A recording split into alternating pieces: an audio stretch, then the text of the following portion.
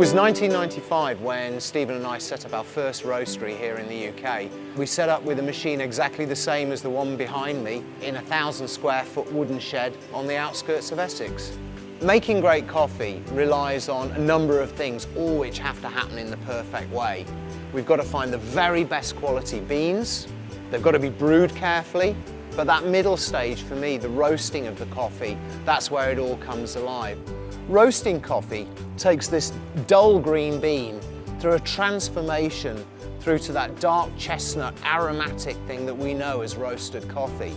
And all of this is really dependent on the skills of an experienced roast master. So the roasting process all starts with amazing sacks of coffee being delivered from the four corners of the globe and arriving here at our roastery in East London. So the first stage is to get the beans into the roaster. And what I'm going to do is pour a small batch of green coffee into the top charge funnel of the roaster.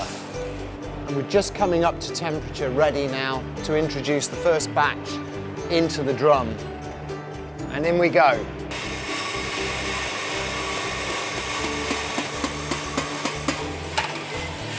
So we've introduced the beans into the roaster, and what we've got here is a large sort of rotating drum made of really heavy cast iron, and that's heated from underneath by the gas flames. And we can see the beans in our sight window, and we can keep an eye on them as the colour changes throughout the roast. I'm also going to use this little handle on the front of the roaster just to draw out a sample of the beans throughout the roast, so I can keep an eye on the colour, the aroma, and how the beans are progressing during this important process. The language of coffee is a complex one, and it contains a greater vocabulary than that which we use to talk about wine. The flavour notes across the many coffees that we source, to me, are like an artist's palette. And it's this understanding, which only comes from training and experience, that's absolutely essential in coffee roasting. We create a different roast profile for each and every coffee, depending on its country of origin and its personality. We're now getting to the first really interesting part. It's what we call the first crack. And this is where the beans, like popcorn, are expanding in their skin. Two of the key things that we're looking for in the roasting process are flavour development and consistency. We want every cup of Union coffee to taste as good as when we created the roast profile. But it's not about being mechanical, because conditions change. So every roast is a personal and controlled act using all 5 senses just to make sure we get things right. A great tasting coffee full of character and promise can be ruined with just a few seconds too long in the roaster. It's a really delicate process. And here we go. So flame's going out, and we're going to pull the coffee now out into the tray.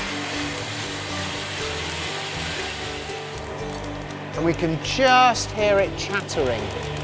That's the start of what we call the second crack. So this is just at a point where we've developed all the rich sugars and the wonderful deep flavour. This is very different to the big industrial way of roasting coffee, which either uses a flash system that blasts the coffee with heat and will turn them brown in about 4 minutes, but doesn't develop the sweet sugars and the wonderful depth of flavour that you find in good quality coffee. The roast looks lovely and even, and that's both a testament to the quality of the coffee and the fact that we've got a nice sort of steady, gentle development of the bean. Beautiful. Here at Union, our artisan, small batch, hand roasting is a combination of skill, craft and personal experience. Having sourced the very best beans we can find, that top 1% of the crop, we create the best roast for that bean, balancing and drawing out its unique characters.